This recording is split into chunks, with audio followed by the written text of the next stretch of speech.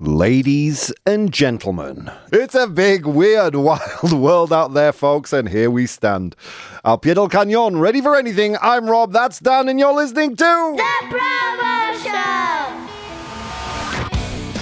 Geez, Dan, I'm having a morning. First of all, I can't understand the organisation of the weekend content, and now I can't understand what programme I'm presenting. How you doing? No, but the first thing was my fault. No. Anyway, how you doing, dude? I'm doing well. It's a beautiful Tuesday. Here we are in the studio live on this, the 28th of the 7th, 2026 at 8:30 a.m. Central European Time, and you're listening to me and Dan. Oh my God. The temperatures are climbing today. We're going to be reaching a balmy, hot, sticky 39 degrees here in Madrid, where we broadcast. But of course, you listen from all over the world, so good morning to you. What's coming up in today's show? Let's dive straight in. We're continuing our week of education this week. We're talking about education and all things learning. Today we're talking about boredom. Yeah, boredom as it pertains to entertainment, el aburrimiento. So we asked our 100 humans today to name the most boring subject in school. Nombra la asignatura. Yeah, when we talk about a subject in school, we're talking about an asignatura. Nombra la asignatura más aburrida del colegio. And our unpopular opinion today is schools are trying too hard to make learning fun. Los colegios se están esforzando demasiado por hacer que aprender sea divertido. It's an interesting one. Does it help kids learn? Did you have fun at school in your lessons? In that history lesson with that one teacher who would just drone on? Were you having fun? If you did have fun, would it have helped you learn any more? Are schools paying too much attention to that when they should be focusing on learning? It's an interesting one today. But before that, I'm here, you're here, Dan the Radio Man's here, our amazing analog listeners are here, as well as the one and only Bohemians joining me live. Friends, if you want to be as cool, as sexy, as charming, as interesting, as informed, as, as influential as our Bohemians, our live audience, well, you can join them too. Twitch.tv/professional bohemian. That's twitch.tv/bohemio profesional, pero en inglés. You can also join us on my Instagram if you want to interact with the show outside of our lifetimes. That's relatively easy endeavor. You just go to @professional bohemian, and if you're extra specially sexy, cool and charming, you want to vote on the unpopular opinions over the summer, you want to vote on the 100 humans and all that interactive content, well, you can do that on my Patreon, which is patreon.com/professional bohemian. Anyway, we've had some depressing technologically focused news, haven't we, Dan? I know it's not your favorite. And I want to take pity on you today. Do you want some happy news or some weird news? Or do you want to dive into something intellectual and boring? Some happy news. Some happy news. Okay, let's do some happy news today. Scientific funding in the States has gotten has become a kind of a hot topic or a prescient issue, given that Donald Trump really started to choke out, especially institutions or funding for states that didn't necessarily vote for him. California being one of those states, right? But there is one scientific study in California that have come up with an interesting solution to low funding, and that's what we're going to talk about today. And before we dive into that, let's say good morning to our friends in the chat. We've got Eugene from Russia here. He says, hi, guys. How you doing, Eugene? Vero, good morning, beautiful Bohemians around the universe and beyond. Good morning, Vero. We have The Bridge. Good morning, my beautiful Bonnie Bouncy Bohemians. Bonnie Bouncy Bob and darling, dashing, dandy, Dan, the Radio Man. Up and crushing and peeling. Take that as you will. Yeah, it sounds like torture. Who are you torturing today, Bridge? Artemisa's here. Good morning, Dan, the Radio Man, Rob, and all the charming, cheerful Bohemians. Happy Tuesday. Happy Tuesday to you too. Yeah, we've been a bit dark and dreary on the show as of late. I'll be honest, the wildfires, really on Monday's show, were prescient in my mind. So I want to kind of lift our spirits a bit today. Good morning to Mike as well, who's joining us in the chat. So yeah, we're going to talk about this California group of researchers who found a very unique way to fund their research. First of all, the thing that they're researching makes me immensely happy. Marmots, marmotas, I think you say in Spanish, right? Yes. Now, I know depressingly little about marmots. The thing that jumped into my mind, right, is when I searched for a translation of marmot, I got marmota. And then I'm thinking, well, isn't that a groundhog, not a marmot? Well, apparently, all groundhogs are marmots, but not all marmots are groundhogs. So a groundhog belongs in the marmot family, but they are very cute. And there is a group of researchers in California studying them. So here we go. California researchers turn to OnlyFans as their funding dries up. Yeah, for all those marmot fetishists out there. Investigadores de California recurren a OnlyFans al quedarse sin financiación. Oof. How was my pronunciation? It was good. Yeah. Financiación. Okay. When traditional research funding dried up, a team of scientists studying yellow-bellied marmots. Please, my gift to you today is to search yellow-bellied marmots and see the photos. They are so cute. Found an unexpected way to keep their long-running project alive. OnlyFans. But their account, Only Marms, I see what you did there. Only Marms, solo marmotas, is not what the platform is usually best known for. Now, I recognise not everyone is as erudite and up to date on popular culture. Dan, what's OnlyFans famous for? That's not fair. I don't know. Well, it's famous for he knows. Or maybe he doesn't. Hey, look, our Dan. Cancel. Yeah, our Dan's like in there. Angelic as can be. So OnlyFans has become known for, I guess, influencers in the adult entertainment space, where they encourage people to give them money in exchange for pictures and videos of them plying their trade, right? So yeah, it's I think probably mainly women because men are way more gross than women. Selling feet pics and things like that. So it's interesting. Now there is one account on OnlyFans that's doing something nice, and it's funding marmots and the research of marmots. Isn't that beautiful? So their account, Only Marms, is not what the platform is usually known for. It's usually known for adult entertainers. Instead, it offers photos and videos of chubby, how do you say chubby? Like gorditos. Like it's chubby is a way you say fat, but very in a cute way. And do you have a way to say that? Rechoncho. That's it, rechoncho, right? Rechoncho, chubby, charismatic marmots from the Rockies. Helping raise money for one of the world's longest-running studies of free-living mammals. Oh, God, isn't this a nice bloody news story today? Mike here says, laboratories might have to go to get some... Laboratories might have to get some extra pipes.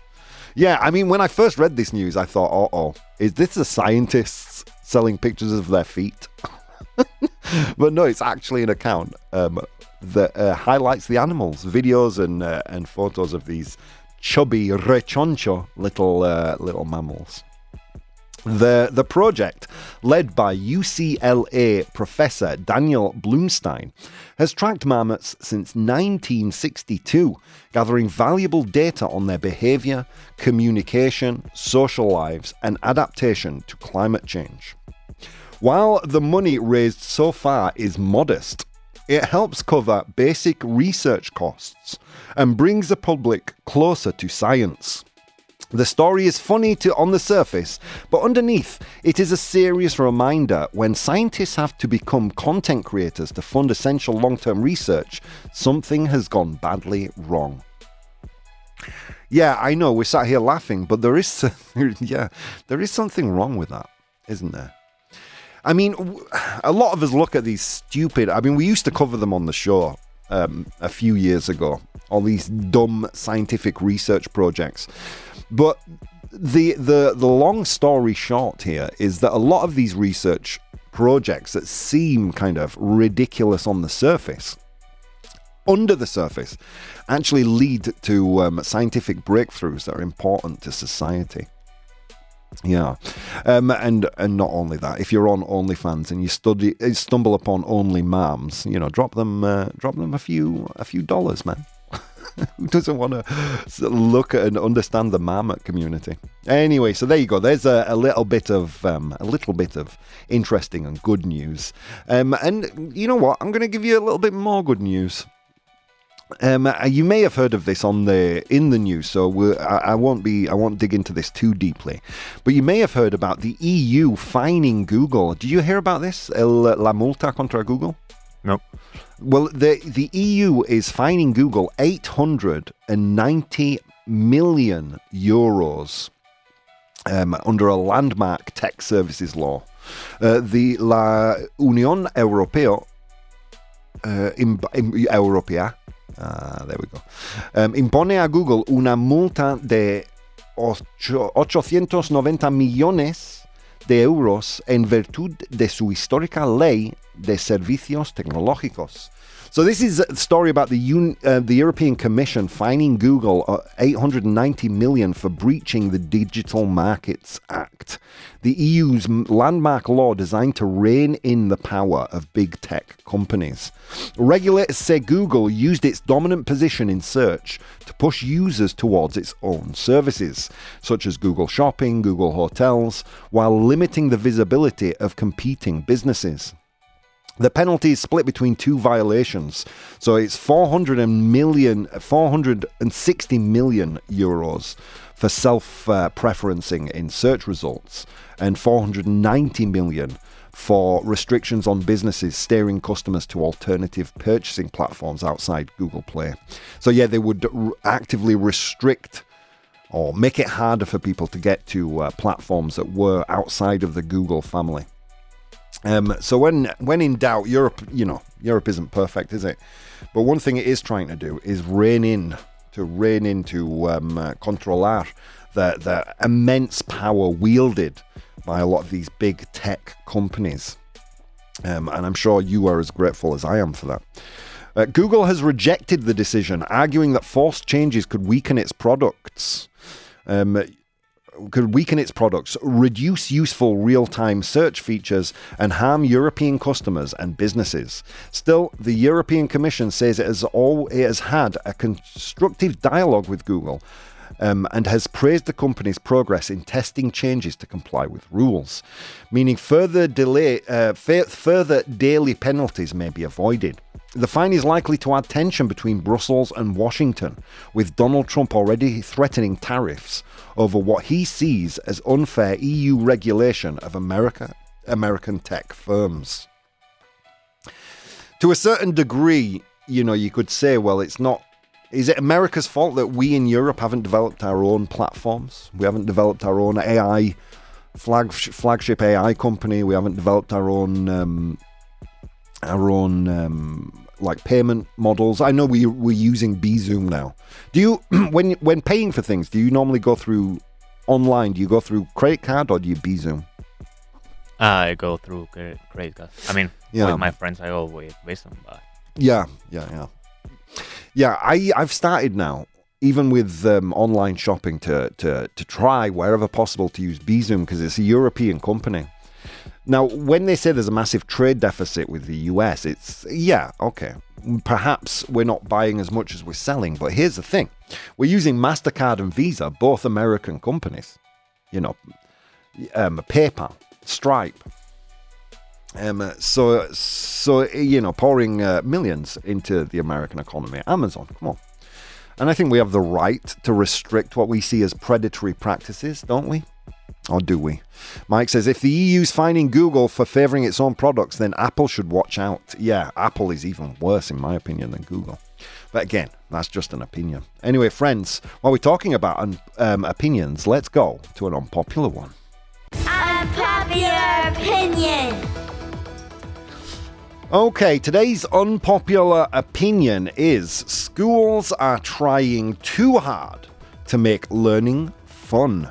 Los colegios se están esforzando demasiado por hacer que aprender sea divertido. It's a tough one, isn't it? It's a tough one because if you're anything like me, your memory goes back to your own school times and how easy and how, well, not easy, how common it was for you to just stare out of the window instead of engaging with the class because it was just so damn boring. Is making learning fun in the net benefit of the children? Because let's face it, that's the key question here. How do you think they voted on Instagram, Dan? I think they voted true. They did vote true. 83%. What do you think? I think it's true as well. You think it's true as well? It doesn't have to be fun. It's a bitter pill to swallow. And let's face it, when you get out there in the real world into a real job, 9 out of the 10 things you have to do are pretty mundane and boring, right? So how's about preparing kids for the reality of working life? Fun is for after school.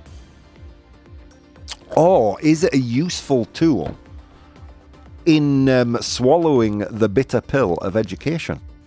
Do things sink in a little easier the more fun they are? Well, let's dive in. Dan was right. It was a true today. So let's look at the pro column. Schools are trying too hard to make learning fun. Not everything valuable is immediately enjoyable.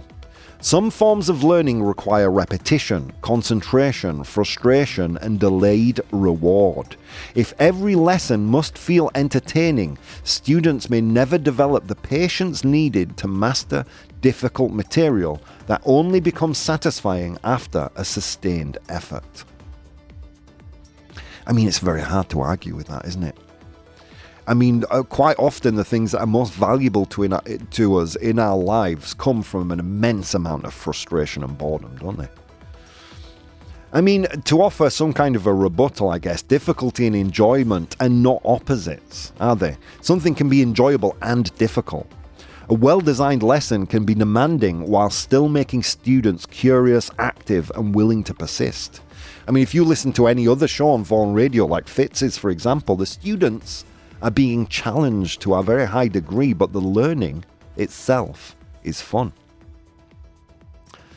Entertainment can replace substance. Games, videos, colourful presentations, and classroom activities can create the appearance of engagement without producing much understanding. Students may remember the activity while forgetting the concept it was supposed to teach. I mean, again, I guess to offer a rebuttal, an argument to this. I mean, poorly designed entertainment is the problem, not the enjoyment itself, right? Memorable activities can make abstract ideas easier to understand. It creates unrealistic expectations, and this is one that I think, for me, is the crux of this argument. Adult life often requires people to complete dull, repetitive, or demanding tasks without constant stimulation. Schools that continually package effort as entertainment may leave students less prepared to work through boredom independently. I mean, imagine you get out of school, you get your first job, and your boss says, all right, now click this button repetitively, which, let's face it, is most jobs. Yeah, there's a bunch of buttons on this keyboard. Click them all. All day until you leave. All right, thanks, bye. I mean, how well prepared is someone who is being pandered to complete mundane tasks? I mean, schools don't need to imitate the dullest parts of adult life, though, do they? I mean, building motivation and curiosity could make students more capable of handling difficult tasks later, right? Or wrong? Teachers become performers, and I think we might leave off here with a pro column. The pressure to keep every student entertained can make teachers feel responsible for preventing even a moment of boredom.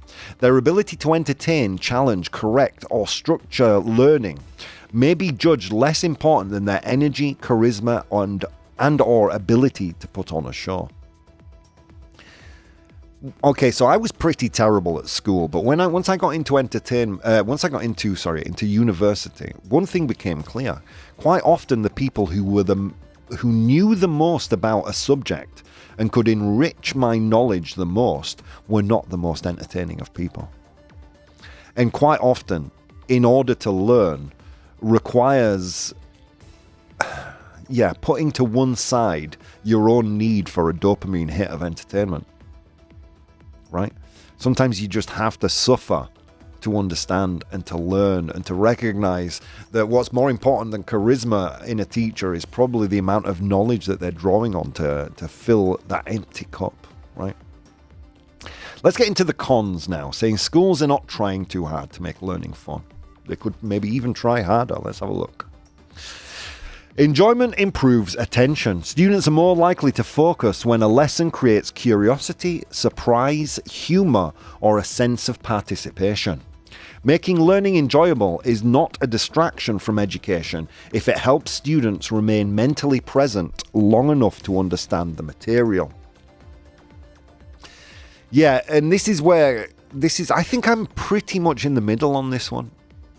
I think my own experience at school and then at university butt up against my knowledge that if you're enjoying something, you are more keyed into it, you're more receptive, and the more you're enjoying it, the more you remember it. Look, I remember way more about the movies I saw 20 years ago than the lessons I had. Right? I mean, I can recall whole chapters of dialogue from Austin Powers. I couldn't tell you what my tutors were teaching me at that point in time.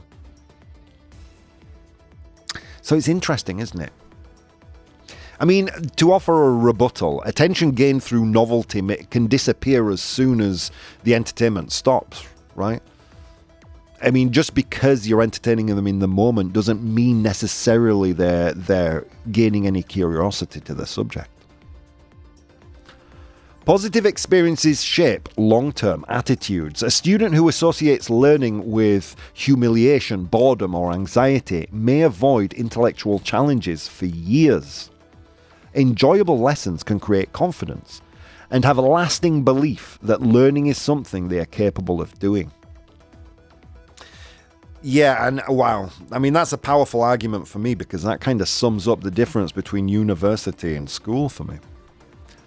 I mean, I was not a bright kid. I wasn't the best reader or writer. But once I got to university and I started enjoying, first of all, I really enjoyed how I felt like the tutors treated us like adults, that we could call them by their first names, and that things were much more egalitarian and much more debate-like. And the more I enjoyed, the more I retained, and the more I retained, the more attention I paid, the more of a thirst for education I got. Okay, let's get into another point here. Fun can make difficult ideas accessible. Stories, simulations, games, experiments, and creative tasks can turn abstract concepts into something concrete. This is especially valuable for younger students or those who struggle with purely verbal instruction. Yeah, that's quite true, right? But accessibility can become overstimulation, can't it? I mean, some ideas lose important complexity or nuance when they're forced into an entertaining format. Some things are dull just because, that's just because that's the nature of the subject. Okay, I think we'll do one more here and we'll finish off. Motivation is not morally inferior to discipline. Students are often told they should learn simply because the material is important, but adults also work harder when tasks feel meaningful, rewarding, or interesting. Designing lessons that motivate students respects human psychology rather than pretending it should not matter. Yeah, I think that's an important thing to remember, isn't it? I mean, even we work harder when we feel like what we're doing has some meaning. When we see a clear line between what we're doing and the results at the end of the funnel. So it's a tough one today. What do you think? So today's unpopular opinion, I'll ask you to vote now with the poll that we post in the chat. The unpopular opinion is, schools are trying too hard to make learning fun. Los colegios se están esforzando demasiado por hacer que aprender sea divertido.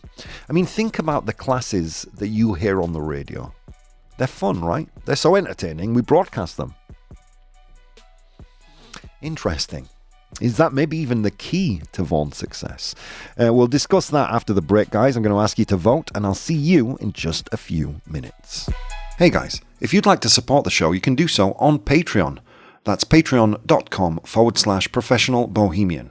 There you'll find VODs of the episodes as they are recorded live, blogs, vlogs, and behind-the-scenes content.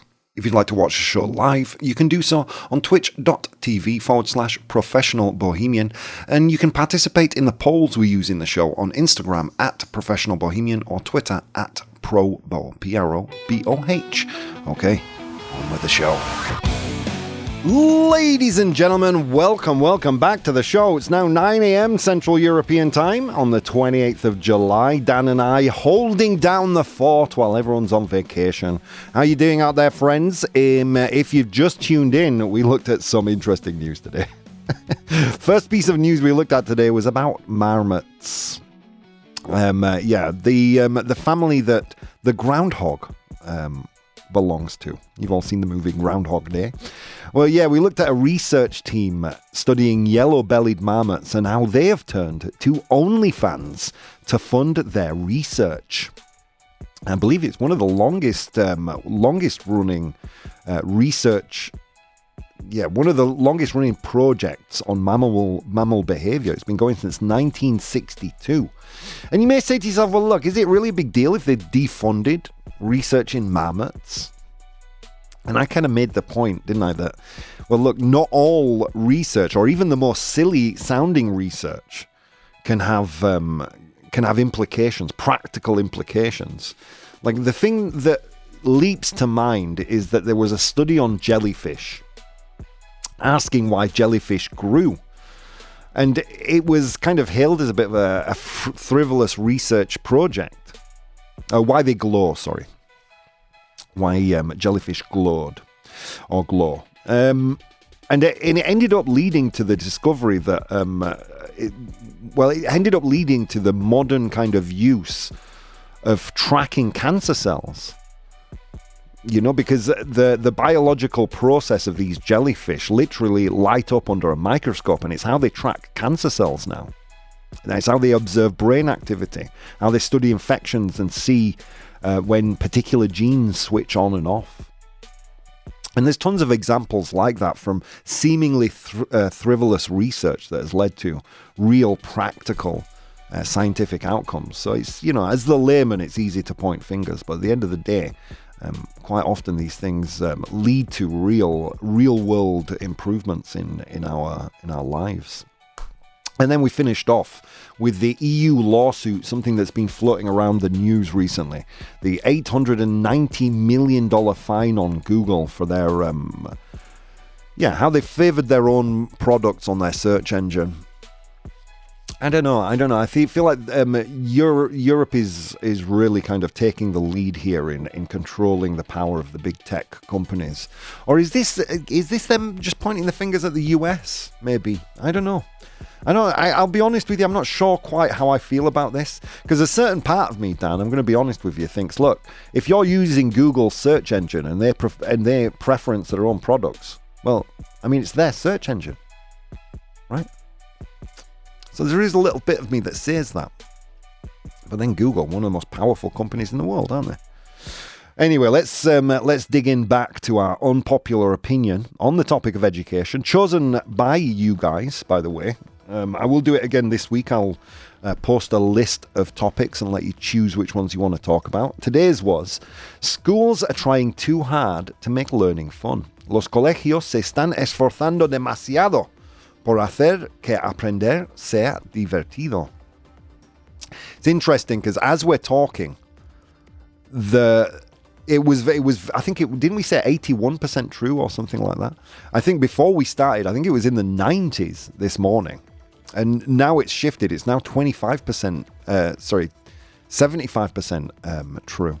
And the false are gaining ground on Instagram. But of course, the usefulness of Instagram is now put to one side, and we're talking about you guys. You can vote. There is still time and space for you to vote right here. The chat is live. Schools are trying too hard to make learning fun. You've got 3 minutes left to come to some kind of a consensus here. Let's dig into the chat. Let's dig into our live audience. See what you guys are saying.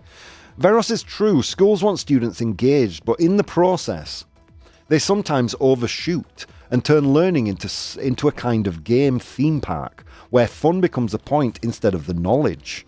Many schools lean too hard on making everything fun, and it can backfire by diluting rigor, distracting from depth, and confusing entertainment with motivation. Yeah, I don't know. I mean, I think we're talking about a worst case scenario there, aren't we? I mean, nothing in my school was fun. It was an underfunded state school, and the teachers were stressed out because the students were animals. Myself included. That school doesn't even exist anymore. It's houses now. Yeah. So, I am so in the middle on this one. In fact, if I'm honest with you, Dan, I'm leaning false on this one. The topic is they're trying too hard to make learning fun. And I'm not sure many schools are trying too hard. I think what they're seeing is perhaps an opportunity to motivate better than they were motivated. I'm not sure. Are you still very much in the true column here? Well, yes, but because I'm thinking of it as a student perspective. Yeah. Like we all had that teacher that tries too hard and ends up being cringe. Cringe. You know, that was the word that was coming to my mind. God, so cringe, such cringe. And you don't want to study that subject because of him. Yeah. Yeah, you start to think, well, am I going to turn into this kind of an idiot if I enjoy geography as much as this guy? But on the other hand, I think that we as a society always complain that education is just memorizar y vomitar. Exactly. That's exactly why I'm a false on this one, I think. So it's the two ideas chocando una con la otra. Yeah. They're butting against each other, yeah. It's true. Like, look, we said yesterday, right? We don't want to create. Well, you guys said yesterday. Dan and I were on the opposite side of this argument. But you said quite loud yesterday, with quite a majority, that school should be about creating engaged citizens, right? Should be. Let me just find the exact wording. Education should produce informed citizens, not employable workers. I mean, on the employable workers side of this argument, I would say is repetitive memorization. These are the things that are useful, right? And then on the other side of this argument, informed citizens, debate, certainly more fun is going to create more informed citizens than employable workers, right? So I guess it's interesting that even though we were both falses yesterday, Dan, that we may be both on the false column today. Let's continue on with the comments. Eugene says, false. In our schools, they teach how... Eugene's from Russia, by the way. So, yeah, it's interesting because he often has a take on these that we in the West might not necessarily agree with, right? Or we might not that we may not agree with, but we may not understand when a lot of the conclusions lead to a government like Eugene's. How that pans out in practice for someone like him. So Eugene from Russia says false. In our schools, they teach Too hard to love the government, the president, and to hate the Western world. I don't think it's a lot of fun. Yeah, I mean, I think there's a difference, though, isn't there? I mean, what you're talking about there is indoctrination. And that's not necessarily in the remit of either rote learning, what Dan was saying, memorizing and just regurgitating facts. I mean, I think I can only think that the more fun an activity is, the more access to the nuance you have in those lessons. If you're just memorizing and spitting out facts and figures, then you really don't have access to the level of understanding as someone who's been curious and motivated about that subject. Again, like, look at Vaughan as a perfect example of that. This business here that we work in. You know, we go out of our way to make things challenging. Gamify, repeat it until you get it right. We'll correct every mistake. And it turns into some kind of a game. Can I say this without generating a mistake or a correction? Yeah. Artemisa says, I'm more on the false side today. Learning can be fun and still require discipline. I've been exposed to English since I was a kid, but I only really became keen on it after playing Baldur's Gate 3. That's when I started learning much faster because I was enjoying it. I also think schools are doing a better job nowadays than when we used to punish kids. Yeah, you know what? I think Artemisa is bang on here. I think she's completely... You know, I think one of... this is going to sound really weird, right? But I've never had a Spanish lesson in my life. I tried to attend one once and I got so thoroughly bored. I think I lasted 15 minutes. It was a group class and I made an excuse and left. But then I got into Spanish cinema. I think the first Spanish movie I watched was Celda 211. I watched it a couple of times until I understood every part of it. It's where I grew a massive appreciation for actors like Luis Tosar and people like that. Rec and the subsequent sequels I thoroughly enjoyed. That's a Spanish horror movie. They did do an American remake called Quarantine, but it's garbage. I do recommend the original. Espinazo del Diablo. You know, I got into Spanish language cinema. And I think it boosted my comprehension and confidence with the language to a degree that Spanish class never would have in the same time. I enjoyed it. It was education. It engaged me in a way that sat in front of a teacher having me repeat lines that she's saying over and over again. Simply could not. You know? I thoroughly enjoyed Damian Moya's book. I just finished it yesterday, actually. It's very, very good. Highly recommend it for young adults.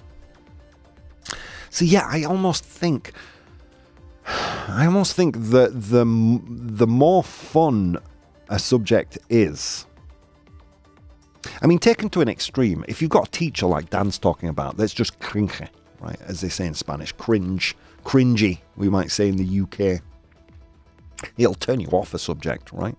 So I think it's very dependent on the person that's doing the teaching, isn't it? I mean, quite often fun can be an open academic debate, can't it? I mean, maybe fun is not the right word here. Because you're right, Dan, the phrasing of the unpopular opinion leads you down a path of thinking, well, cringe, right? Trying too hard. I mean, of course, trying too hard is bad. Doing anything too much is bad. Drinking too much water will kill you, right? None of us would argue that water is bad, especially nowadays. 39 degrees today in Spain, here in Madrid, so do drink a lot of water. So yeah, interesting. It's an interesting one today. And thank you for that, Artemisa. Her playing Baldur's Gate 3 improved her English more than years and years studying the language at school. Yeah. Mike says, there are things that you can only learn through memory and discipline. Irregular verbs, historical dates, chemical element symbols, etc. I think the more important thing is to create an engaging atmosphere. We go back to that idea of debate and an open dialogue in the classroom, yeah. But you're completely right. A lot of those things are just painful to... Like, you have to memorize the masculine and feminine in Spanish. There is a rule, right? If it ends in A, it's la. If it ends in a, But then there are so many contradictions to that rules. The phrasal verbs in English, irregular verbs. Some things just require an immense amount of effort. But if you can make it engaging, that memory is likely to be a little bit stickier, I think. Let's go to some comments I received on Instagram today. Oh, by the way, my computer's fixed yesterday afternoon. I took it home and, hit it with a hammer until it worked again. Let's go to some comments I received on Instagram. So Oscar, spelt with a K, I've never seen that before. Oscar says, I think so. Not everything worth learning is entertaining, and kids need to get used to that. That's Oscar. Yeah, schools are trying too hard to make learning fun. Oscar's comment here is interesting, isn't it? I wonder those who fall on the true side of this argument, right? Thinking, they're trying too hard to make it fun. That's not life. How much is that? How much of that is us thinking, well, look, life is hard, so kids need to suffer? Let's be honest, kids don't have an adult attention span, right? I think anyone who's been around kids for more than 5 minutes know that. So if you can engage a kid and have them sit down and actually pay attention, whether that's through fun or through, a dynamic classroom environment, however it is, then surely that's in the benefit of the kid, isn't it? I think so. Not everything worth learning is entertaining, says Oscar. No, of course not. Of course not. Especially if you're talking about history and you're going over some kind of bloody conflicts in a country's past. Of course not. It's not fun, but it can be engaging, can't it? Megan says, making lessons engaging isn't the problem. Boring teaching doesn't magically build character. Oh. Yeah, if we look at the other extreme, right? Learning should be boring. No one would vote true on that. Education should be boring. Classes should be boring. No one would vote true. So surely we shouldn't be saying true, they're trying to make it too much fun. I mean, are there any kids coming home from school saying, oh my God, school was so much fun? I don't think so. At least not talking to my godkids, my nieces. Vladislav says, schools sometimes focus so much on keeping students entertained, they forget learning takes effort. Do you know who we're missing here? We're missing a teacher's perspective. Because it's easy to say, you're focusing too much on entertaining them, you're forgetting that learning sometimes isn't fun. Look, dude, when was the last time you were in front of, a classroom full of screaming kids, dude? And trying to make them pay attention, Vladislav, Make them pay attention, fall in love with a subject. I mean, I dare say you're less likely to make a kid fall in love with a subject having them repeat ad nauseum the irregular verbs one after another, right? Even we here at Vaughan, we teach business people, important people, everybody from every walk of life. And we have gamified classes to a degree that you don't even realize you're having fun. You leave a Vaughan class like it was a gym. You think, wow, just give myself a hell of a workout there. And you've learned a lot. Charlotte says, there's a difference between making learning enjoyable and making every lesson feel like a game.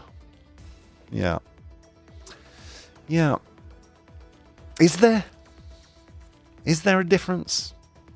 Yeah, I suppose so, but I think there is the Venn diagram between gamification and enjoyment. I think there's a big overlap there. Let's face it, kids love games, don't they? All right, let's get to the results of the poll, Dan, I think. All right, so I made the statement that schools are trying too hard to make learning fun, and you guys said... 75% false. Yeah, I think I'm happy with that result. I mean, look, schools should make learning engaging, but they shouldn't pretend that every worthwhile lesson will be entertaining, right? If you're talking about the Punic Wars, or I don't know. You know, I mean, not everything can be a laugh riot. Students need curiosity, but they also need stamina. I think the truth here, again, lies in an area of grey, which I think more than ever, we're kind of starting to get right in education. The goal is not to remove the difficulty, I don't think, or boredom from education. I think that's going to be impossible. But to make the struggle feel meaningful enough that students can learn to continue when the fun stops. Again, I'm going to draw another comparison with our classes here. In fact, we have one of the best teachers in Madrid just joining us in this studio. And you've heard how are you doing, Fitz? Good morning, sir. You've heard his classes. They're engaging, they're meaningful. It's almost gamified. I've often called Fitz's class a game show where you don't keep score. So anyway, that's where you guys have landed. You've landed firmly on a false today, and I think I'm happy with that one. But you know what Grandpa Bo would say, right? He'd say opinions, they're like buttholes. Everyone has one, they all stink, including mine. Let's move on to today's 100 Humans. Oh my God. It was a long walk to work today across snow-capped mountains and through river valleys, and on that walk I encountered 100 humans and I asked them all a question. Today's question was, name the most boring subject in school. Nombra la asignatura más aburrida del colegio. A big thank you to Pedro, Feno Kitty, Emily, Juan Areo, Arancha Delgado, Ivan Samarov, Pilar, that's all folks, Anna Kasan, Athul Dan, Ivan G. Bueno, a lot of you. Big thank you to everyone who engaged on Instagram today. Dan, kick us off. The most boring subject, asignatura in school. Mathematics. Maths. Maths in the UK, math in the US. Mathematicas. Is it there? Yes, it is. Well done. So popular is it that it's at least 80% of all the answers on Instagram. Pedro, Arancha, Pilar, Ivan, Athuldan, Anna Kasan, well, all of you. Thank you. Go on, Fitz. Most boring subject in school. My theory about this is the following. No subject is boring in the hands of an excellent teacher. Yeah, Richard Vaughan would agree with you there. Yeah. He says the same thing. Yeah. What do you think, though? What would a kid say? I mean, the subject I liked least was mathematics until my last year of school. Yeah. For the final 3 months, the school principal taught a select few of us lazy ones maths on a Saturday morning. Yeah. And we were 17, 18 years old. Woo. But he lifted the scales. Right. We saw mathematics in a new light. Yep. Because he was brilliant. All right. Yeah, we had an interesting debate today, specifically about this subject. Yeah. Anyway, let's turn our attention to the chat here. Vero says, I had history teacher who used to 2 G.I. Joes to teach his lessons. It was fun to attend his class. But she says the most boring one was religion. Religious education, religión. You know, this is where I differ. My religion course in school was amazing. See, there you go. Because we learnt about, obviously it was a Catholic school, so we learnt a lot about the Bible, but we also learnt about Hinduism. We had learned about the Muslim religion. We learnt all sorts. We did a visit to a mosque. It was really, really cool. So religion, is religious education RE there? Yes, it is. Well done. Vero, you're on fire. Well done. Let's see. The most boring for me was history, says Artemisa. Is history there? Historia. Yes, it is. Well done. Yeah, history is one of those subjects you only get a love for later on in life, I think. I think even when I was a kid, I rejected history, but the older I get, the more interested I am. Chemistry, says Vero. Química. Is chemistry there? Yes, it is. Well done. Grammar, says Mike. Well, interestingly enough, you will get this right if you give me the language of origin of Spanish grammar. Spanish, French, certain parts of English. Where's the origin of Spanish grammar? You'll have it right. All right, let's take a look at other answers. Feno Kitty agreed with Vero when he said religion. English language, says Juan Arreo. Philosophy, says Ivan Samrov. Most of the answers, though, are all maths. All math teachers out there, come on. Yeah. Mike says Latin. Is Latin there? Yes, it is. Well done. Fitz, the subject in school that teaches you about the world, the location of countries, certain studies in rocks, and I have to be careful with my vocabulary here so I don't give it away. What do you think it is? Do you want me to say it? Yeah. Geography. Is geography there? Yes, it is. Well done. Oh, man, I loved geography. Yeah, I like geography too. 12 of 100 humans said that. You almost completed it today. Well done, Vero. You got it as well. Let's go through the list. You're just missing one. I asked 100 humans to name the most boring, la asignatura más aburrida, the most boring subject in school. In position number 3 people said Latin. In position number 4 said religious education, religión. In position number 5, physics, física was there. That one you missed. 6 of 100 humans said that. I love physics as well. In position number 4, we had chemistry, química. 10 people said that. In position number 3, geography, geografía. 12 of 100 humans. In position number 2, we have history, historia. 29 of 100 humans said that. And finally, in position number 1, with 33 of 100 humans, we had math. Well done, guys. Vero said physics. Oh, guys, can we get that sound effect that they completed the 100 humans, please, Dan? There you go. Well done. Sorry, yeah, my eyesight isn't all that. We made it, guys. Well done. You completed today's 100 humans. But I'm going to leave you in the very capable hands of Mr. Fitzgerald, and no excuses, guys. I'll see you next time.